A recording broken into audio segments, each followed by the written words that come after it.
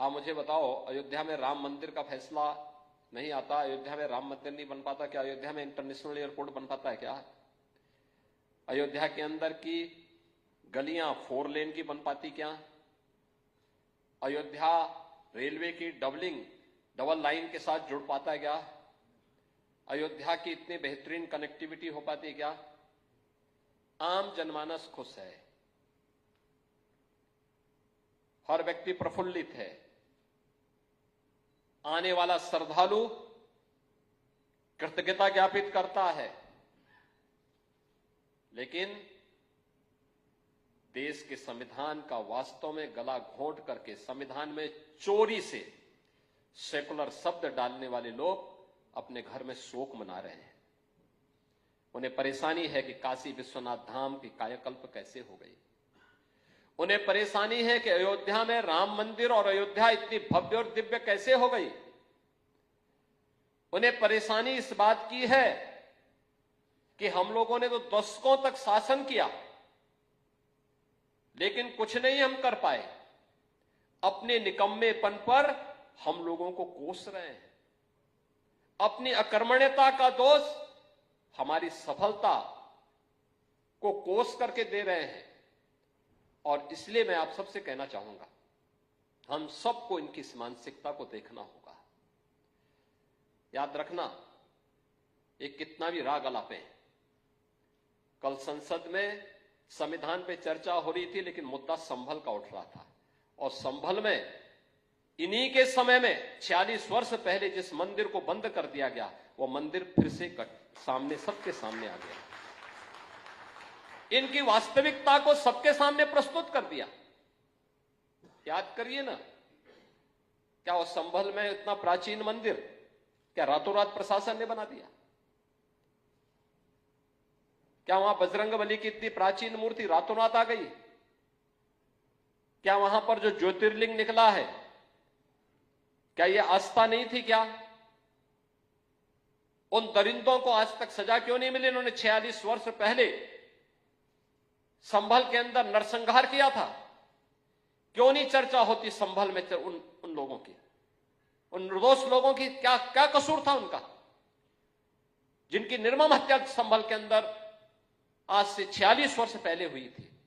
लेकिन जो भी उस सच को बोलेगा उसको धमकी दी जाएगी, उनका मुंह बंद कराने का प्रयास होगा। और इसीलिए कुंभ के बारे में भी ये लोग इसी प्रकार के दुष्प्रचार को लेकर के आगे बढ़ने का कुत्सित प्रयास करेंगे। लेकिन मैं धन्यवाद दूंगा हिंदुस्तान जैसे मीडिया से जुड़े हुए इन स्तंभों को, जो भारत की विरासत की प्रतीक इन आयोजनों को पूरी भव्यता के साथ, पूरी निर्भीकता के साथ दिखाने का कार्य कर रहे हैं और भारत की परंपरा पर गौरव की अनुभूति हर भारतवासी को कराने में अपना योगदान दे रहे हैं। हमारी सरकार इन सब कार्यों के लिए पूरी प्रतिबद्धता के साथ कार्य कर रही है। प्रयागराज महाकुंभ 2025 दुनिया का सबसे बड़ा आध्यात्मिक, सांस्कृतिक और सामाजिक एक समागम भी होगा। सबसे बड़ा समागम भी होगा, दुनिया का सबसे बड़ा समागम भी होगा।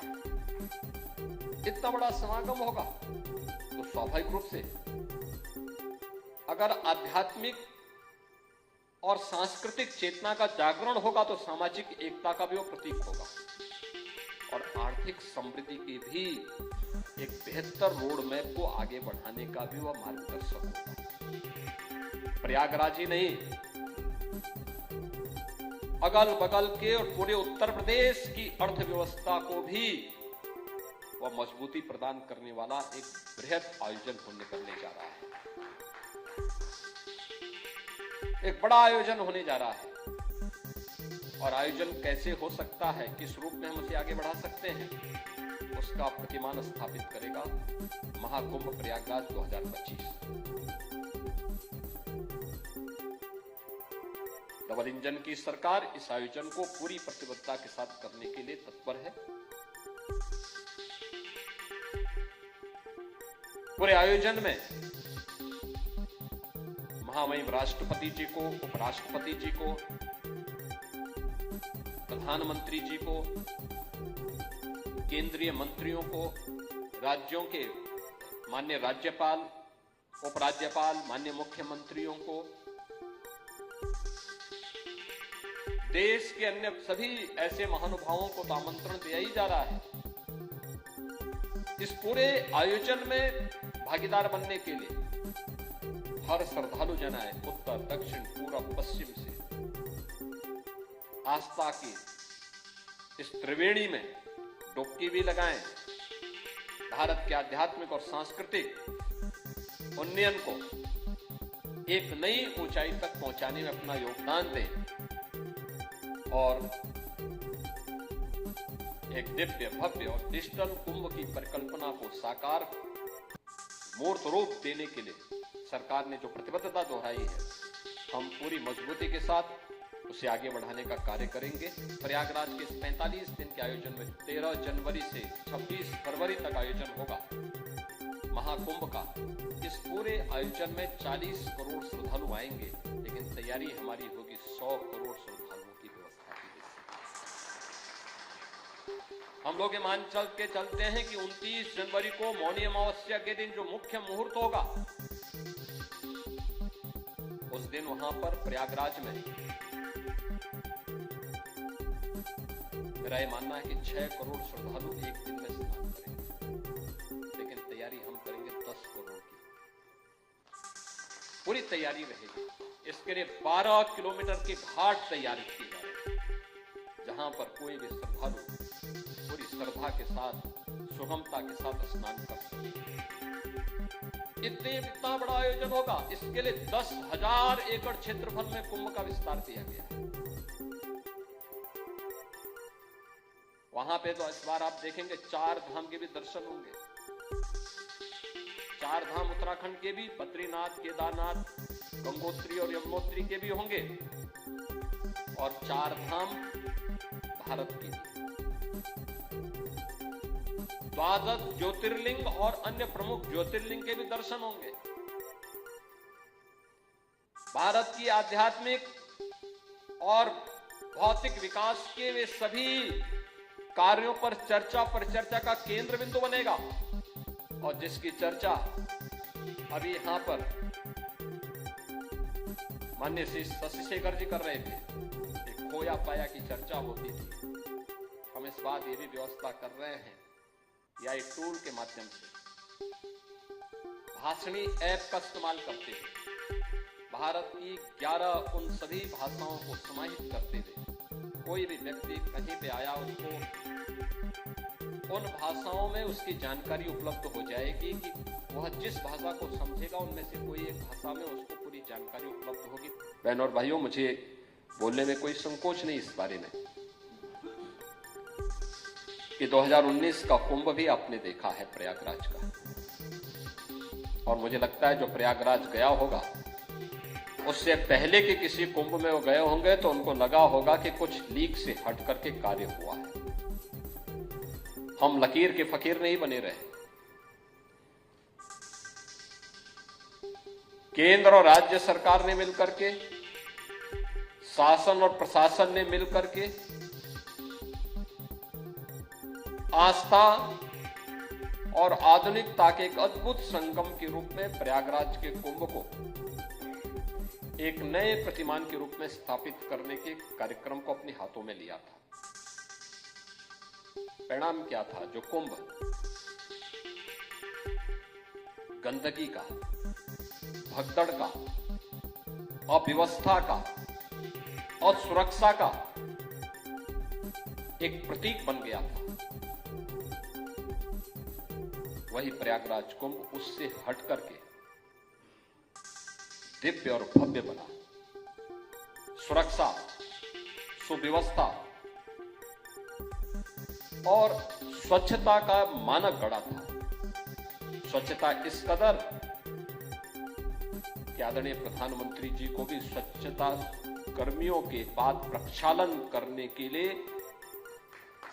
स्वयं उन्होंने कहा था कि जिन लोगों ने कोटि कोटि भारतवासियों के आगमन पर स्वच्छ कुंभ को जन्म दिया, वास्तव में वे अभिनंदन के अधिकारी हैं और उनका पाद प्रक्षालन करके उन्हें सम्मान दिया था। ये भारत की विरासत है कि अगर किसी ने कार्य किया है तो उसके प्रति हम कृतज्ञता ज्ञापित करें। और सनातन धर्म से जुड़े हुए इतने बड़े समागम में, जहां पर कोई जाति भेद के सारे बंधन समाप्त हो जाते हैं, पंथ और संप्रदाय की दीवारें ध्वस्त हो जाती हैं, छूआछूत और अस्पृश्यता के सारे भाव समाप्त हो जाते हैं, गरीब अमीर के भाव समाप्त हो जाते हैं, उतने बड़े समागम में जहां पे 24 करोड़ श्रद्धालुओं ने पूरे कुंभ के दौरान आकर के मां गंगा, यमुना और सरस्वती की त्रिवेणी के संगम पर स्नान किया हो, डुबकी लगाया हो, कई दिनों तक कल्पवास किया हो, साधना किया हो और कहीं गंदगी नजर न आए, तो वास्तव में प्रधानमंत्री जी भी उससे अद्भुत थे। उन्होंने इस कार्यक्रम के साथ जुड़े हुए लोगों को पाद प्रक्षालन के माध्यम से सम्मान दिया था। यह स्वच्छ कुंभ हो, सुरक्षित कुंभ हो, सुव्यवस्थित कुंभ हो, यह पहली बार प्रयागराज में देखने को मिला। जब हम विकास की बात करते हैं तो बिना विरासत के विकास अधूरा है। याद करना, भारत पर हमले तो बहुत पहले से होने लग गए थे। ईस्वी सन से पहले से ही भारत पर हमलों के ऐसे प्रमाण मिलते हैं, लेकिन वे भारत का तब तक बाल बांका नहीं कर पाए। वे जो भी आते थे यहाँ की परंपरा में ऐसे समरस हो जाते थे कि उनमें से बहुत सारे लोगों को, बहुत सारी आक्रामक जातियों को पहचानना भी कठिन हो गया है। लेकिन जब उन्होंने भारत की विरासत पर हमला करके भारत की आत्मा को चोटिल किया,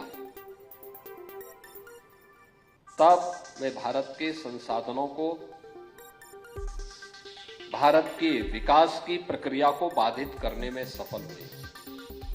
और यही कुछ लगातार 2000 वर्षों तक भारत झेलता रहा। और उनमें से 1000 वर्ष का जो दौर था वह तो भारत की इस आत्मा को, भारत की इस विरासत को बचाने के लिए अत्यंत कठिन दौर था। उस कठिन दौर से उभारने में, उस कालखंड में भी जिन आयोजनों की बड़ी भूमिका थी, वे सभी आयोजन आज भी हम लोग उसी रूप में आयोजित करते हैं। ये भारत की विशेषता थी कि कोई एक व्यक्ति या कोई एक विद्वान या कोई एक ऋषि मुनि कोई भी बात कह दे तो उस पर सहसा कोई विश्वास नहीं करता था। उस पर तर्क वितर्क करने की पूरी स्वतंत्रता होती थी, उसकी संगोष्ठी होती थी। हम प्रदेश की राजधानी लखनऊ में हैं। लखनऊ से कुछ ही दूरी पर नैमिषारण्य है। आज से 3500 वर्ष पहले नैमिषारण्य में भी एक ऐसी संगोष्ठी हुई थी। 88,000 ऋषि मुनि एकत्र हुए थे। उन्होंने भारत की ज्ञान की इस धरोहर को संरक्षित करने के लिए जिस दिव्य चिंतन को आगे बढ़ाया, वही आज भारत की वैदिक परंपरा का ज्ञान है हमारे सामने। ये कहीं और से नहीं आया, किसी सरकार ने नहीं दिया, किसी राजा महाराजा ने नहीं दिया। यह उन ऋषि मुनियों के चिंतन के परिणाम स्वरूप कई वर्षों तक हजारों की संख्या में ऋषि मुनि उस चिंतन की धारा को लिपिबद्ध करते करते उसे इस धरोहर के रूप में सजो करके हमारे सामने रखे। ऐसे ही देश के अंदर अलग अलग स्थानों पर इस प्रकार की संगोष्ठी की चर्चाएं और उसके बारे में विस्तार से जानने सुनने का एक अवसर हम सबको प्राप्त होता है। कुंभ की परंपरा भी भारत की उसी चिंतनशील प्रवृत्ति का एक प्रतीक है। हमने उसको आध्यात्मिक और धार्मिक दृष्टि से मान्यता दी। देवासुर संग्राम के साथ उसकी पौराणिक मान्यता को जोड़ा है। और अमृत तो वही निकलेगा जहां पर ज्ञान की दिव्य धारा प्रस्फुटित होती हो।